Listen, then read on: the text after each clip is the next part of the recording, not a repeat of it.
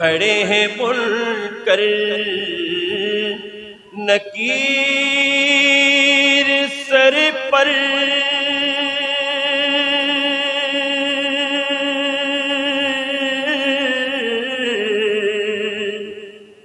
न कोई हामी न कोई यावर, न कोई हामी न कोई यावर,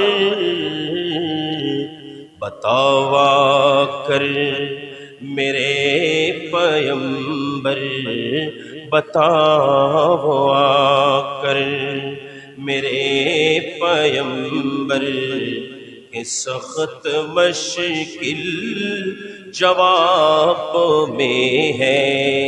उठा दो पर्दा दिखा दो चेहरा, उठा दो पर्दा दिखा दो चेहरा के नूर बारी हिजाब में है। सोना दुनिया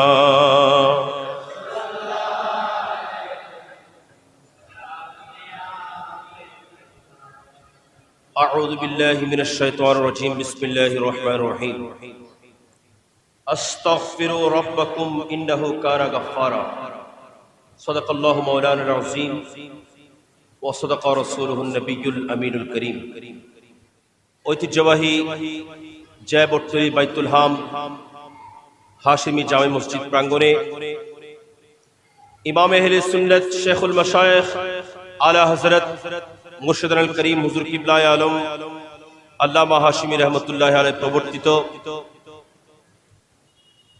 ঐতিহাসিক লাইলাতুল কদর শরীফ মাহফিলের সম্মানিত সভাপতি মহোদয়, জানশিনে ইমাম হাশিমি পীরে তরিকত মুর্শিদে বরহক আল্লামা মুফতি আবুল ইরফান হাশিমি আল মুনঈমি মুত্তাসিল্লাহুল আলী, যিনি আমার পূর্বেই তাকবীর পেশ করেছেন, মুজাহিদে দ্বীন মিল্লাত ওয়াইজে খুশবয়া হযরতুল হাস আল্লামা মোহাম্মদ হাসান আল কাদরি সাহেব কিবলা মুত্তাসিল্লাহুল আলী, তশরিফ ফরমা উলামায়ে আহলে সুন্নাত ব্রাদারানি দ্বীন মিল্লাত রহমানি রাহিমাকুমুল্লাহ, আসসালামু আলাইকুম ওয়া রাহমাতুল্লাহি ওয়া বারাকাতুহু। যেই মিম্বরের মধ্যে আল্লাহর মহান একজন জাতে পাক যেই মিম্বরের মধ্যে দাঁড়িয়ে খুতবা আদায় করতেন, যে ঘরের মধ্যে, যে আল্লাহর ঘরের মধ্যে ইমাম হাশিমির মতো মহান জাতে পাক তাকরীর পেশ করেছেন, সেই ধরনের একটা মহিমান্বিত জায়গার মধ্যে আল্লাহ যে আমাকে, আমার মতো অধমকে উপস্থিত হওয়ার, আপনাদের সবাইকে সামিঈনে কিরামের দফতরের মধ্যে নাম লিখানোর তৌফিক এবং শক্তি দিয়েছেন। সকলে উচ্চস্বরে বলি আলহামদুলিল্লাহ। আল্লাহ জাল্লা শানুহু এই রাতের মধ্যে হযরত সাইয়্যিদনা জিবরিল আলাইহিস সালাম, হযরত জিবরিল আলাইহিস সালাম যিনাকে আমার আল্লাহ শুধুমাত্র আম্বিয়ায়ে কিরামের কাছে প্রেরণ করতেন, নবীদের কাছে প্রেরণ করতেন, সেই জিবরিল আমিন আজকের এই রাতের মধ্যে ফেরেশতাদের জুলুস নিয়ে আপনারা যারা এই জিকিরের মজলিসের মধ্যে বসলাম, আপনারা যারা আল্লাহর ইবাদতের মধ্যে বসলাম, আপনারা যারা আজকে মাহফিলের মধ্যে বসে গেলাম, আল্লাহর শরণের মধ্যে বসে গেলাম, আল্লাহর ঘর মসজিদের মধ্যে বসে গেলাম, আমাদের প্রত্যেকের সাথে হযরত জিবরিল আমিন আলাইহিস সালাম ফেরেশতাদেরকে নিয়ে উপস্থিত হয়ে যান। ফেরেশতাদেরকে নিয়ে জিবরিল এসেছে। এখন আপনি বলবেন হুজুর আমার লাভ কি? সবে কদর রাত, বছরের মধ্যে একটি রাত, যে রাতের মধ্যে জিবরিল দুনিয়ার মধ্যে অবতরণ করেন, নয় বরং জিবরিল আমিন আলাইহিস সালাম এখানে অবতরণ করেন তা নয়, বরং জিবরিল আমিন আলাইহিস সালাম যাদের ইখলাস নিয়ে, যারা ইখলাস নিয়ে অন্তরের মধ্যে মহব্বত নিয়ে, ভক্তি নিয়ে যারা এই মাহফিলগুলোর মধ্যে বসেন, যারা আল্লাহর জিকির করেন, যারা নামাজ পড়েন, কোরআনের তেলাওয়াত করেন, এই সমস্ত মানুষদের সঙ্গে জিবরিল এসে মুসাফাহা করে। জিবরিল এসে এই মানুষগুলোর সঙ্গে মুসাফাহা করেন। মুসাফাহা মানে শেক হ্যান্ড নয়, আমরা যেটা করি এটা শেক হ্যান্ড, আর জিবরিল করেন মুসাফাহা। এই যে সমস্ত মানুষের সঙ্গে জিবরিলের একবার মুসাফাহা হয়ে যায়, ওই ব্যক্তির জীবনের সমস্ত গুনাহ আল্লাহ মাফ করেন। একটু বড় করে বলেন। যার সঙ্গে জিবরিলের মুসাফা হয়ে যায় এই ব্যক্তির জীবনের গুনাহ আল্লাহ মাফ করে দিয়েছেন। কোন দিন? এই লাইলাতুল কদরের রাত। এই লাইলাতুল কদরের রাত এটা সেই মহিমান্বিত রাত যেই রাতের মধ্যে আল্লাহ জাল্লে শানহু স্বয়ং ডাকতে থাকেন, ইয়া বাগিয়াল খায়র আকবিল। দুনিয়ার মধ্যে যারা ভালাই চাচ্ছ, দুনিয়ার মধ্যে যারা ভালাই চাচ্ছ, কল্যাণ চাচ্ছ, আমি আল্লাহর কাছে আসতে চাও, আমি আল্লাহ আজকে কল্যাণ তোমাদের দান করব। সুতরাং আমরা আজকে এখানে বসে যদি আমরা এটা বুঝতে পারছি না,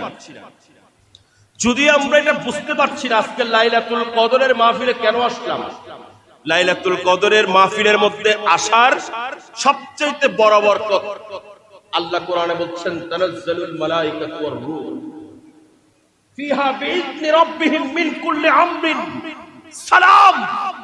আল্লাহর পক্ষ থেকে আমাদের উপর সালামতি নাজিল হয়, আজকে আমাদের উপর রহমত নাজিল।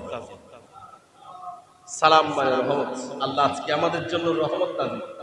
এই রহমতের শামিয়ানার নিচে যারা বসে গেছেন, নিশ্চয়ই সত্যিকার অর্থে যদি আপনি ইখলাস নিয়ে একবার তওবা করতে পেরেছেন, ইখলাস নিয়ে আপনি তওবা করেছেন, আল্লাহ সঙ্গে সঙ্গে আপনার তওবা কবুল।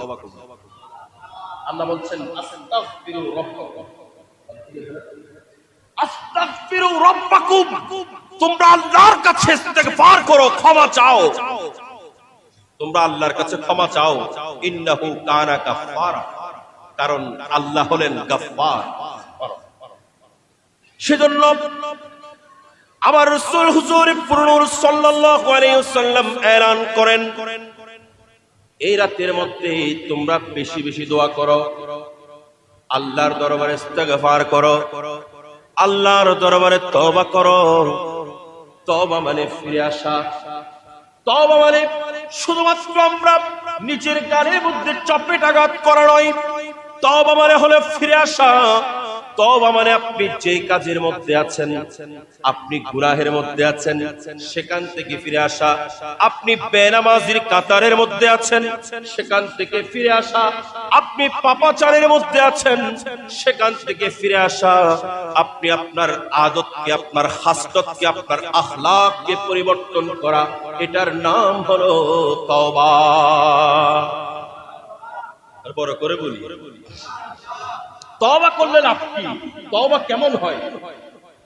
আমি সংক্ষেপে যদি হযরতে মুসা কালিমুল্লাহ আলা নবিয়িনা আলাইহিস সালাতু ওয়াস সালামের একটা ঘটনা আপনাদের খেদমতে আরজ করি। হযরতে মুসা কালিমুল্লাহর জমানার মধ্যে যখন একবার অনাবৃষ্টি হলো, একটু মনোযোগ, এখন অনাবৃষ্টির কারণে মানুষ খুব কষ্টে আছেন, পানি নাই, মানুষের ক্ষেত খামার মরে যাচ্ছে, মানুষ পানির অভাবে হাহাকার করছেন। এখন এই মুহূর্তের মধ্যে মুসা কালিমুল্লাহ আলা নবিয়িনা আলাইহিস সালাম উনি ওনার কওমদেরকে নিয়ে, সম্প্রদায়কে নিয়ে উনি একটা মাঠের মধ্যে গেলেন। মাঠের মধ্যে গিয়ে সকলে মিলে আল্লাহর দরবারে দোয়া শুরু করেছেন। মুসা কালিমুল্লাহ আল্লাহর দরবারে দোয়া শুরু করেছেন, আল্লাহর দরবারে হাত তুলে দিয়েছেন, রব্বে করিম, আমার কওমগুলো ধ্বংস হয়ে যাচ্ছে, আল্লাহ তুমি রহমতের বৃষ্টি নাজিল করো, আল্লাহ তুমি রহমতের বৃষ্টি নাজিল করো। আল্লাহর নবীদের দোয়া, এটা আল্লাহ জাল্লা শানহু কবুল করে নেন। আল্লাহর নবীদের দোয়া ফেরত নাই, আল্লাহর নবীদের দোয়া ফেরত হয় না। মুসা কালিমুল্লাহ আলাইহিস সালাম যখন আল্লাহর দরবারে দোয়া করলেন, আল্লাহ জাল্লা শানহু মুসা কালিমুল্লাহকে ডাক দিয়ে বলেন, এ মুসা, তুমি তো দোয়া করেছো, তুমি তো আমি আল্লাহর নবী, সুতরাং তোমার দোয়া ফেরত হবে না। কিন্তু তার আগে তোমার কওমের মধ্যে এমন এক ব্যক্তি আছেন, যে ব্যক্তি অনেক সময় ধরে, দীর্ঘ সময় ধরে আমি আল্লাহর নাফরমানির মধ্যে আছেন, প্রায় 400 বছর ধরে। যে ব্যক্তি আমি আল্লাহর নাফরমানির মধ্যে আছেন, এই ব্যক্তিকে আগে তোমাদের মজলিস থেকে বের করে দাও। মুসা কালিমুল্লাহকে যখন আল্লাহ জাল্লা শানহু এই সংবাদ দিলেন, মুসা কালিমুল্লাহ এলান করতে লাগলেন, আমাদের এই বজপার মধ্যে কোন ব্যক্তি আছো যে ব্যক্তি বেশি আল্লাহর নাফরমানি করেছো, আল্লাহ জাল্লা শানু তোমার কারণে এখানে বৃষ্টি দিচ্ছে না, তুমি তাড়াতাড়ি বের হয়ে যাও, তুমি তাড়াতাড়ি বের হয়ে যাও। এখন আমার ভাইয়েরা, আমরা এখানে উপস্থিত সবাই, আমাদের মধ্যে যদি হুজুর এলান করেন তোমাদের মধ্যে কে আছো গুনাহগার, তোমাদের মধ্যে কে আছো পাপী, তোমাদের মধ্যে কে আছো দোষী, তুমি একটু বের হয়ে যাও, আমরা কেউ কিন্তু বের হওয়ার জন্য প্রস্তুত হব না। কারণ আমি লজ্জা পাবো, আমি আমার ইজ্জত সর্ব করবো, আমি কেমনে বের হব?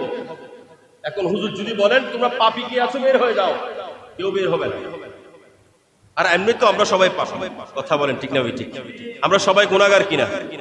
আমরা সব মাতি হন না বেগুন গুনাহগার না। আজকে রাতে আল্লাহর দরবারে ফরিয়াদ করতে হবে, গুনাহোं की आदत छुड़ा मेरे मौला, गुनाहों की आदत छुड़ा मेरे मौला, मुझे नेक इंसान बना मेरे मौला। আল্লাহর দরবারে ফরিয়াদ করতেছে, আল্লাহ আমাদেরকে গুনাহ থেকে পাক করে দাও, আমাদের গুনাহের যে অভ্যাসগুলো আছে আল্লাহ এগুলো ত্যাগ করার শক্তি দাও। সকলে বলি আমি। তো মুসা কালিমুল্লাহ আলা নবিয়্যিনা আলাইহিস সালাম উনি যখন আল্লাহর দরবারে ফরিয়াদ, আল্লাহ বলে যে গুনাহগারটাকে নাফরমানটাকে বের করে দাও। এখন মুসা কালিমুল্লাহ এলান করেছেন। এখন ওই ব্যক্তি মজলিসের মধ্যে যখন এই এলান শুনতে পেলেন, ওই ব্যক্তির লজ্জার কারণে ওই ব্যক্তি বের হলেন না। এই ব্যক্তি কি করলেন, তাড়াতাড়ি ওনার একটা চাদর ছিল, চাদরটা মাথার উপর দিয়েছেন, চাদরটা মাথার উপর দিয়ে তিনি আল্লাহর দরবারে ফরিয়াদ করলেন, রব্বে করিম, আমি অনেকদিন তো নাফরমানি করেছি, আমি অনেকদিন খারাপ কাজ করেছি, আমি অনেকদিন পাপ করেছি, আল্লাহ তুমি আজকে আমাকে ক্ষমা করে দাও, নাইলে সকল মানুষের সামনে আমাকে লাঞ্ছিত হতে হবে, সকল মানুষের সামনে আমি লাঞ্ছিত হব, আল্লাহ তুমি আমাকে ক্ষমা করে দাও। যখন আল্লাহর দরবারে ফরিয়াদ করলেন, মহান রব্বুল আলামিন আহকামুল হাকিমিন সঙ্গে সঙ্গে বৃষ্টি নাযিল করে দিয়েছেন। একটু বড় করে বলেন, কারণ আমার আল্লাহ নিজেই বলছেন, ইস্তাগফিরু রাব্বাকুম সুম্মা তুবু ইলাইহি ইউরসিলুস সামাআ আলাইকুম মিদরারা, তোমরা আমি আল্লাহর কাছে ইস্তিগফার করো এবং তওবা করো, আমি আল্লাহর রহমতের বৃষ্টি তোমাদের জন্য নাযিল করে দেব। আল্লাহর ঘোষণা অনুযায়ী আল্লাহ নাযিল করে দিয়েছেন। বৃষ্টি যখন হয়ে গেল, মুসা কালিমুল্লাহ আল্লাহর সঙ্গে আবার কথা বলছেন, ওগো রব্বে করিম, আপনি তো এখন বলেছেন এখানে একজন ব্যক্তি আছেন যিনি নাফরমান, তাকে বের করে দিতে হবে, তখনই আপনি বৃষ্টি দেবেন। আল্লাহ আপনি বৃষ্টি দিয়েছেন, এখন তার কারণ কি? সে তো এখনো কোনো মানুষ এখান থেকে বের হয়নি, আপনি বৃষ্টি দিলেন কারণ কি? আল্লাহ বলেন, এ মুসা কালিমুল্লাহ, যার কারণে আমি এতক্ষণ বৃষ্টি দিই নাই, আমি এখন তার কারণেই বৃষ্টি দান করেছি, কারণ সে ইখলাস দিয়ে আমি আল্লাহর দরবারে তওবা করেছি। বড় করে বলেন, ইখলাস দিয়ে আমি আল্লাহর দরবারে তওবা করেছেন, আমি আল্লাহ সঙ্গে সঙ্গে তার তওবা কবুল করেছি। মুসা কালিমুল্লাহ বলেন, আল্লাহ তাকে একটু দেখার সুযোগ করে দাও, তাকে যেন আমি একটু দেখতে পারি, সেই সুযোগ করে দাও। আল্লাহ বলেন, ও মুসা, যখন গুনাহগার ছিল তখন তাকে আমি চিহ্নিত করে দিই নাই, কারণ আমি আল্লাহ সত্তার, সত্তারুল উয়ুব, আমি মানুষের দুষ্ত্রুটিগুলো গোপন করি। সেজন্য আমরা যদি খালেস পিওর অন্তর নিয়ে আল্লাহর দরবারে তওবা করতে পারি, নিশ্চয়ই আল্লাহ আমাদের তওবা কবুল করবেন। একটু বড় করে বলেন আমিন। আজকে আমরা স্মরণ করছি এই 27 তারিখ শায়ের আহলে সুন্নাত মাওলানা মোহাম্মদ মুফিজউদ্দিন কাদরী। উনি 27 তারিখ শবে কদর রাতে উনি ইন্তেকাল করেছেন। সে শায়েরও ছিল, কারিও ছিল, একজন সুবক্তাও ছিল। সুবক্তা হিসেবে যখন প্রসিদ্ধি পাচ্ছেন, এই মুহূর্তে আল্লাহ নিয়ে গেছেন। উনি শবে কদর রাতে ইন্তেকাল পেয়েছেন। এই ধরনের মত কয়জনের ভাগ্যে জুটে ভাই? শবে কদর রাতে ইন্তেকাল করেছেন। আল্লাহ পাক জাল্লা শানুহু তাকে যেন জান্নাতের আলা মাকাম দান করেন। সেই সঙ্গে আমরা স্মরণ করছি ওস্তাজিয়াল মুকাররম হুজুর আল্লামা আব্দুর রহমান আল কাদরী, জিনার ব্যাপারে আমি আলোচনা আমার মদিনা মসজিদেও করেছি, আবার এগুলো ইউটিউব, সোশ্যাল মিডিয়া, ফেসবুক সবখানে এগুলো আমি নিজেই এগুলো ছাড়ার জন্য বলেছি। কারণ উনি এত মহব্বত করতেন, এত ভালোবাসা দিয়েছেন যেগুলো বলার মতো না। সময় স্বল্পতার কারণে আমি বলার সুযোগ পাচ্ছি না। আমার মদিনা মসজিদের মধ্যে আজকে সেহরির মাহফিল, আমাকে এখানে যেতে হবে। আল্লাহ পাক জাল্লা শাআনহু যে সংক্ষিপ্ত কথা বলেছি, এগুলোর পর আমাকে, আমাদের সকলকে এই সমস্ত বিষয়ের উপর অটল মজবুত থেকে ইখলাসের সঙ্গে তওবা করে আল্লাহ জাল্লা শাআনহু আমাদের জীবনকে রাঙানোর তৌফিক এবং শক্তি দান করুক। আমিন। ওয়া আখির দাওয়ানা আলহামদুলিল্লাহি রাব্বিল আলামিন।